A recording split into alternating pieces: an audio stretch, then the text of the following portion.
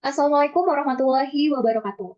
Kami dari kelompok 6 ingin memaparkan materi bab 1 tentang memahami koperasi sebagai organisasi bisnis.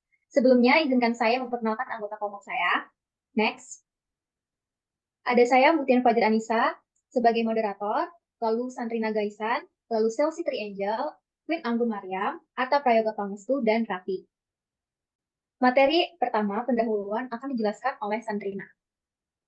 Oke, untuk bab satu, kelompok kami akan membahas tentang memahami koperasi sebagai organisasi bisnis.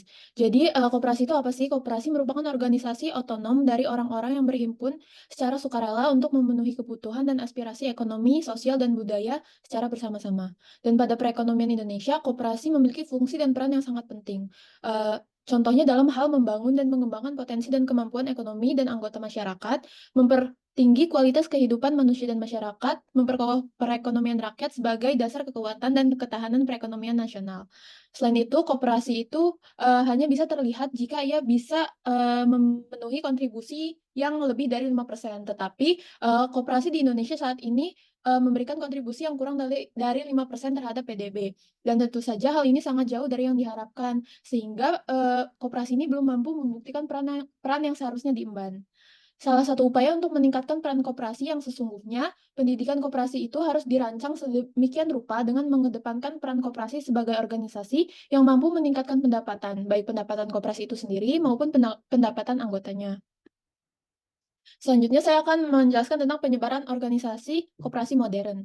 Jadi koperasi modern itu didirikan sekitar pada akhir abad ke-18, yaitu pada tahap awal revolusi industri. Dan perubahan-perubahan yang berlangsung saat itu disebabkan oleh perkembangan ekonomi pasar dan penciptaan berbagai persyaratan. Dan hal itu membawa dampak yang menguntungkan dan juga merugikan bagi berbagai kalangan masyarakat. Karena industri yang mula-mulanya bercorak padat karya tiba-tiba berubah menjadi padat modal, dan produksi yang mula-mula dilaksanakan berdasarkan pesanan berubah menjadi industri yang memproduksi untuk Eropa, tetapi juga pasar di daerah jajahan. Selanjutnya, di Rochdale, Inggris telah memberikan andil yang cukup besar dalam perkembangan koperasi. Maka dari itu, ia membuat suatu prinsip-prinsip koperasi Rochdale yang dijadikan dasar dalam kegiatan oleh berbagai koperasi dunia.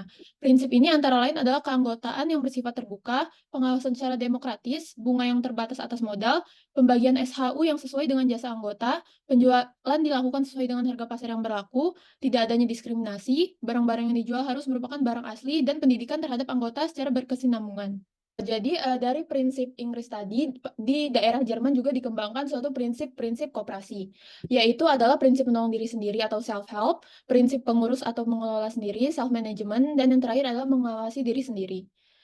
Setelah itu konsepsi yang ada di Jerman itu kemudian dikembangkan oleh Raiffeisen yang mencoba mengembangkan koperasi kredit di Jerman pada tahun 1862 atau 1863. Dan dari perkembangan itu muncullah pokok pikiran dari konsepsinya. Yang pertama adalah pembentukan koperasi-koperasi kredit kecil yang diorganisasi secara sederhana atas dasar kelompok-kelompok anggota yang jumlahnya kecil, tapi saling membutuhkan dan hidup di satu atau beberapa desa. Selanjutnya, pelaksanaan kegiatan koperasi dilaksanakan oleh tenaga kehormatan, seperti guru atau tenaga pegawai negeri yang dipercaya oleh anggotanya. Selanjutnya, pembentukan modal itu sendiri melalui modal yang disetor dan pembentukan cadangan dari sisa hasil usaha perusahaan koperasi tersebut. Dan yang terakhir adalah kredit hanya diberikan kepada anggota yang sebagian besar adalah petani kecil. Meskipun demikian, deposito dapat diterima namun bukan dari anggota. Jadi, bantuan pemerintah terutama dalam bentuk permodalan sarana dan prasarana fisik serta kelembagaan diperlukan untuk menyetarakan kedudukan koperasi dalam persaingan. Demikian dari saya, akan dilanjutkan oleh rekan saya. Terima kasih. Oke, selanjutnya ada sejarah perkembangan koperasi di Indonesia. Sejarah telah mencatat bahwa koperasi di Indonesia dipelopori oleh R. Arya Wiratmaja, yakni seorang patih di Purwokerto yang mendirikan koperasi simpan pinjam dengan modal sebagian besar berasal dari dirinya sendiri. Kegiatan Arya Wiratmaja ini dikembangkan lebih lanjut oleh The Wolf van Westerhout, asisten residen wilayah Purwokerto di Banyumas dengan mengembangkan model koperasi simpan pinjam lumbung dengan modal yang diambil dari zakat. Lalu, ide koperasi kemudian dikembangkan oleh Budi Utomo pada tahun 1908 dan Serikat Islam tahun 1911. Keduanya sama-sama mengembangkan koperasi konsumsi untuk memenuhi kebutuhan rumah tangga dengan cara membuka toko-toko koperasi. Perkembangan yang pesat ini di bidang perkoperasian serta kekuatan sosial dan politik pada saat itu menimbulkan beberapa kecurigaan oleh pemerintah Hindia Belanda. Oleh karenanya, pada tahun 1915, pemerintah Hindia Belanda mengeluarkan peraturan yang cenderung menghambat perkembangan koperasi. Nah, aturan itu apa saja sih? Dan aturan yang pertama itu ada yang akte pendirian koperasi dibuat secara notarial. Dan yang kedua, akte pendirian harus dibuat dalam bahasa Belanda. Yang ketiga, harus mendapat izin dari gubernur jenderal. Dan yang terakhir, dikenakan biaya materai sebesar F50. Next slide. Setelah Indonesia memproklamasikan kemerdekaannya dengan tegas, perkoperasian ditulis di dalam Undang-Undang Dasar 1945. Dr. Andes Muhammad Hatta berusaha memasukkan rumusan perkoperasian di dalam konstitusi. Pasal 33 UUD 1945 ayat 1 beserta penjelasannya menyatakan bahwa perekonomian disusun sebagai usaha bersama berdasarkan asas kekeluargaan. Dalam penjelasannya itu disebutkan bahwa bangun perekonomian yang sesuai dengan asas kekeluargaan tersebut adalah koperasi. Berikut ada sejarahnya lagi, yaitu pada tanggal 12 Juli 1947. Diselenggarakan Kongres Koperasi Sejawa yang pertama kalinya di Tasikmalaya. Dalam kongres tersebut diputuskan antara lain terbentuknya Sentral Organisasi Koperasi Rakyat Indonesia yang disingkat SOKRI, menjadikan tanggal 12 Juli sebagai Hari Koperasi, serta menganjurkan diselenggarakan pendidikan koperasi di kalangan pengurus, pegawai, dan masyarakat. Selanjutnya pada tanggal 15 sampai 17 Juli 1953 dilangsungkan Kongres Koperasi Indonesia yang kedua di Bandung. Keputusannya itu antara lain mengubah Sentral Organisasi Koperasi Rakyat Indonesia atau disebut SOKRI menjadi Dewan Koperasi Indonesia atau disebut dengan DKI. Di samping itu, mewajibkan DKI membentuk lembaga pendidikan koperasi dan mendirikan sekolah menengah koperasi di provinsi-provinsi. Keputusan yang lain ialah penyampaian saran-saran kepada pemerintah untuk segera diterbitkannya Undang-Undang Koperasi yang baru serta mengangkat Bung Hatta sebagai Bapak Koperasi Indonesia. Next slide. Lalu pada tanggal 1 sampai 5 September 1956 diselenggarakan Kongres Koperasi yang ketiga di Jakarta. Keputusan Kongres di samping hal-hal yang berkaitan dengan kehidupan perkoperasian di Indonesia, juga mengenai hubungan Dewan Koperasi Indonesia dengan International Cooperative Alliance atau ICA. Selanjutnya pada tanggal 15 Juli 1959, 1945 bagi segenap bangsa Indonesia dan seluruh tanah tumpah darah Indonesia. Setahun kemudian, pada tahun 1960, pemerintah mengeluarkan peraturan pemerintah nomor 140 tentang penyaluran bahan pokok dan penugasan koperasi untuk melaksanakannya. Dengan peraturan ini, maka mulai ditumbuhkan koperasi-koperasi konsumsi. Selanjutnya, pada masa pemerintahan Orde Baru, koperasi telah diundang-undangkan. Pemerintah pada tanggal 18 Desember 1967 menyusun Undang-Undang Koperasi yang baru yang dikenal dengan UU No 12 tahun 1967 tentang pokok-pokok perkoperasian. Pada undang-undang tersebut secara jelas dinyatakan, yang pertama, secara ideologi, Koperasi Indonesia merupakan satu-satunya wadah untuk menyusun perekonomian rakyat berdasarkan kekeluargaan dan kegotong royongan yang menjadi ciri khas tata kehidupan bangsa Indonesia. Kemudian, koperasi sebagai alat pendemokrasian ekonomi nasional diletakkan dalam kerangka politik dan perjuangan bangsa Indonesia. Yang kedua, secara organisasi, Koperasi Indonesia menjamin adanya hak-hak individu serta pemegang teguh azas-azas demokrasi. Rapat anggota merupakan kekuasaan tertinggi di dalam tata kehidupan koperasi. Koperasi mendasarkan geraknya pada aktivitas ekonomi dengan tidak meninggalkan azasnya yakni kekeluargaan dan gotong royong. Selanjutnya akan dijelaskan oleh rekan saya.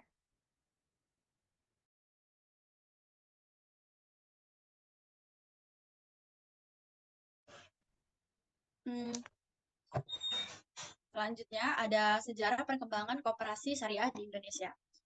Jadi koperasi syariah mulai dibicarakan ketika banyak orang menyikapi pesatnya pertumbuhan Baitul Ma'al Wat Tamwil atau BMT di Indonesia.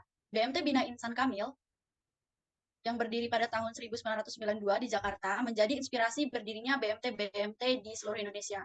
BMT-BMT ini ternyata memberi manfaat bagi kalangan akar rumput, yakni para pengusaha gurem di sektor informasi yang tidak tersentuh oleh sektor perbankan. Kendati awalnya hanya merupakan KSM syariah atau kelompok swadaya masyarakat berlandaskan syariah, namun demikian memiliki kinerja layaknya sebuah bank.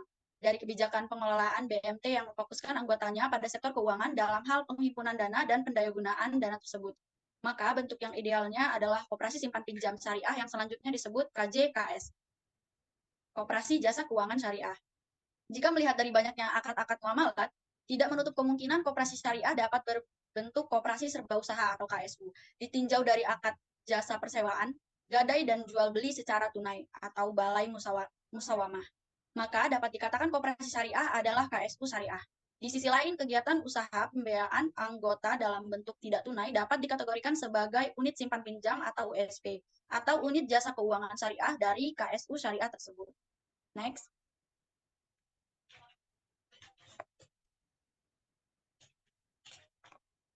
Selanjutnya ada nilai-nilai dasar gerakan koperasi.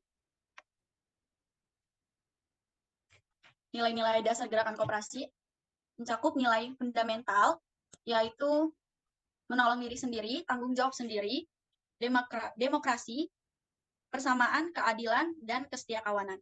Kemudian ada nilai etis, yaitu kejujuran, keterbukaan, tanggung jawab sosial, dan kepedulian terhadap orang lain. Next.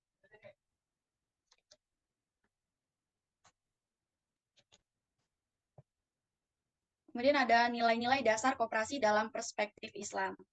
Ada 7 prinsip operasional koperasi secara internal dan eksternal.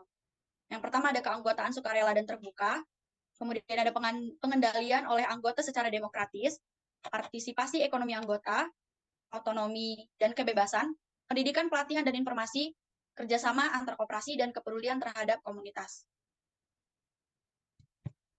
Selanjutnya akan dilanjutkan dengan rekan saya.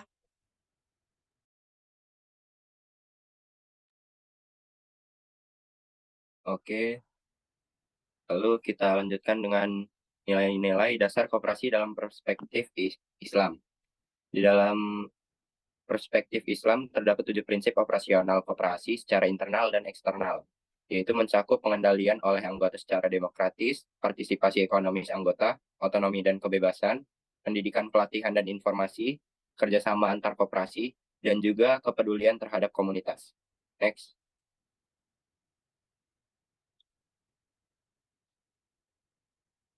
Lalu, nilai-nilai dasar koperasi dalam perspektif Islam terdapat tatanan institusional, prinsip-prinsip syariah dalam bisnis koperasi akan selaras dengan tujuan ekonomis bila disertai pemahaman dan komitmen dengan tujuan utama keberadaan lembaga usaha syariah, yaitu terdapat 3.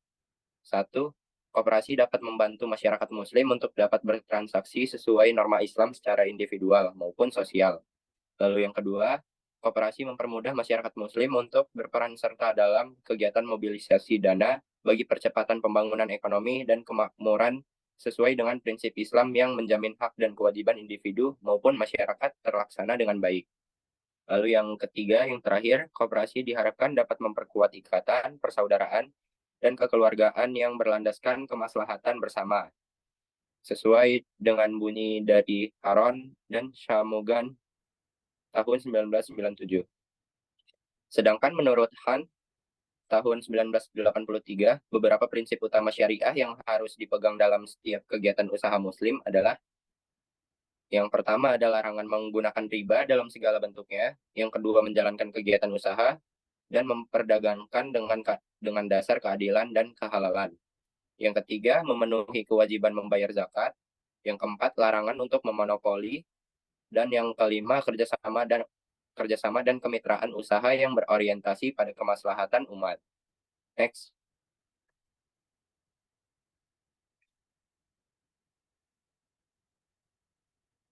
Lalu di sini teori menurut Ahmed tahun 1986, dasar operasional ekonomi Islam yang dapat diterapkan dalam koperasi itu ada 3 hal. Yang pertama, manusia bukanlah pemilik absolut sumber daya, mereka hanyalah pemegang amanah dari Tuhan. Dalam setiap sumber daya dan kekayaan individual terdapat kewajiban sosial yang harus ditunaikan. Terdapat suatu aturan dan petunjuk moral agama dalam mencari kekayaan. Karena ekonomi hanyalah salah satu aspek dari kemanusiaan. Perhatian utama dari setiap kegiatan ekonomi adalah pencapaian kesejahteraan seluruh masyarakat meskipun Islam tidak pernah menghalangi kepemilikan individu. Solidaritas sosial dan tanggung jawab moral inilah benang merah yang mempertemukan nilai koperasi dengan nilai syariah. Next. Lalu Baiklah, selanjutnya saya- akan dilanjutkan oleh teman saya. Baiklah, saya akan menjelaskan tentang konsep koperasi sebagai organisasi bisnis. Yang pertama, yaitu pada UU nomor 25 tahun 1992, koperasi dijelaskan sebagai badan usaha yang beranggotakan orang seorang atau badan hukum koperasi, dengan melandaskan kegiatannya berdasarkan prinsip-prinsip koperasi, sekaligus sebagai gerakan ekonomi rakyat yang berdasarkan atas asas kekeluargaan. Yang kedua, Cooperative Alliance, atau disebut dengan ICA, mendefinisikan koperasi sebagai kumpulan orang-orang atau badan hukum yang bertujuan untuk memperbaiki sosial ekonomi anggotanya dan memenuhi kebutuhan ekonomi anggota dengan saling membantu antar anggota, membatasi keuntungan, serta usaha tersebut harus didasarkan pada prinsip-prinsip koperasi. Yang ketiga, jika koperasi dipandang dari sudut organisasi ekonomi, pengertian koperasi dapat dinyatakan dalam kriteria identitas, yaitu anggota sebagai pemilik dan sekaligus sebagai pelanggan. Ropke tahun 1985 menjelaskan, koperasi adalah suatu organisasi bisnis yang para pemilik atau anggotanya adalah juga pelanggan utama perusahaan tersebut. Kriteria identitas suatu koperasi akan merupakan dalil atau prinsip identitas yang membedakan unit usaha koperasi dari unit usaha lainnya. Berdasarkan pandangan Ropke tersebut, dikembangkan pengertian koperasi yang sesuai dengan aktivitas anggotanya. 1. Koperasi pemasaran. 2. Koperasi produsen. 3. Koperasi pelayanan yang diorganisasi untuk menyediakan pelayanan. 4. Koperasi pembelian. Keempat tipe koperasi di atas dapat dikombinasikan menjadi koperasi serbaguna. Sebagai contoh, koperasi yang membeli dan menjual produk kepada anggotanya dapat dikatakan sebagai koperasi pembelian dan penjualan. Jika suatu koperasi menerima tabungan dari para anggotanya dan juga menyediakan pinjaman kepada anggotanya, koperasi ini disebut koperasi simpan pinjam. Next.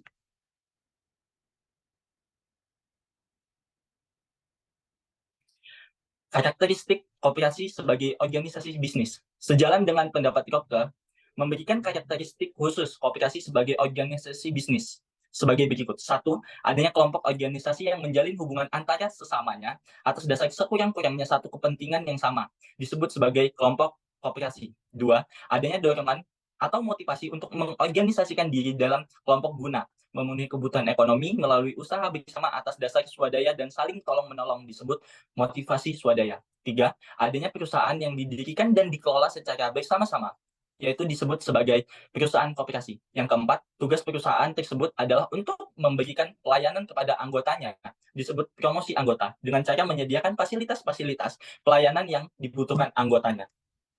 Next.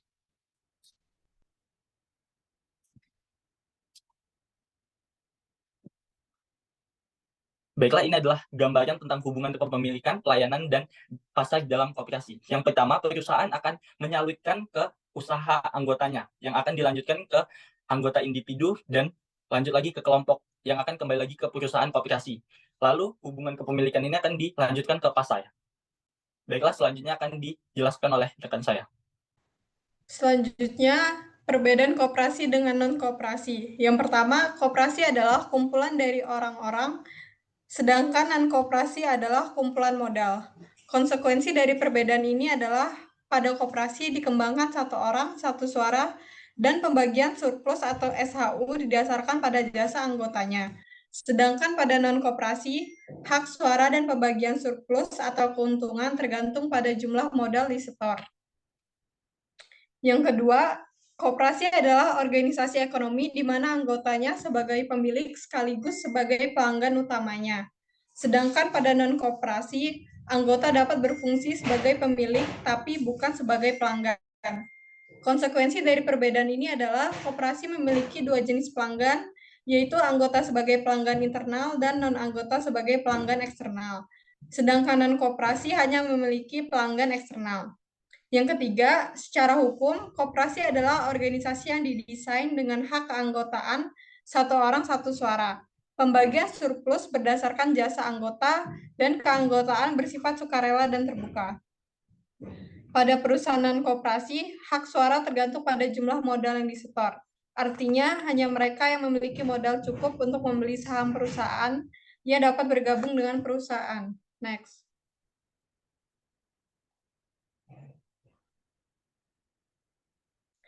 Selanjutnya ada kritik terhadap koperasi. Yang pertama, dampak koperasi terhadap pembangunan yang sangat kurang karena ia tidak banyak memberikan sumbangan dalam mengatasi kemiskinan dan dalam mengubah struktur kekuasaan sosial politik setempat bagi kepentingan golongan masyarakat yang miskin.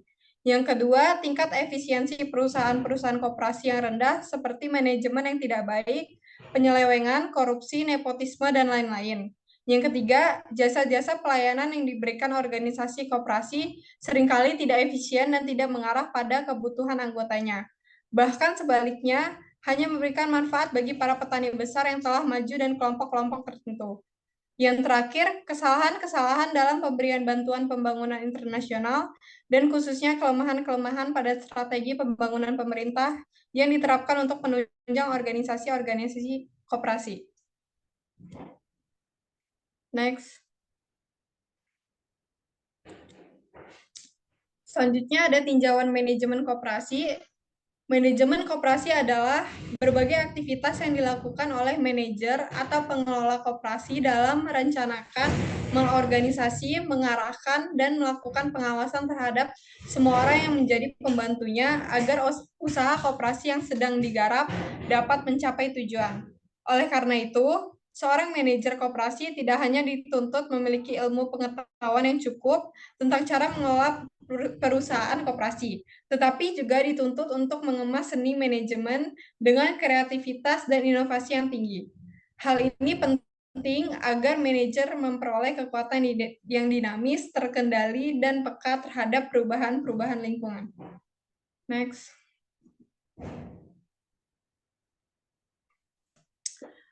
Koperasi bergerak di dua pasar yang berbeda, yaitu pasar internal dan pasar eksternal.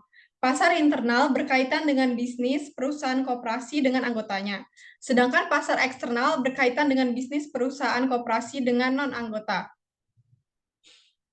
Perusahaan non-koperasi umumnya hanya bergerak di pasar eksternal.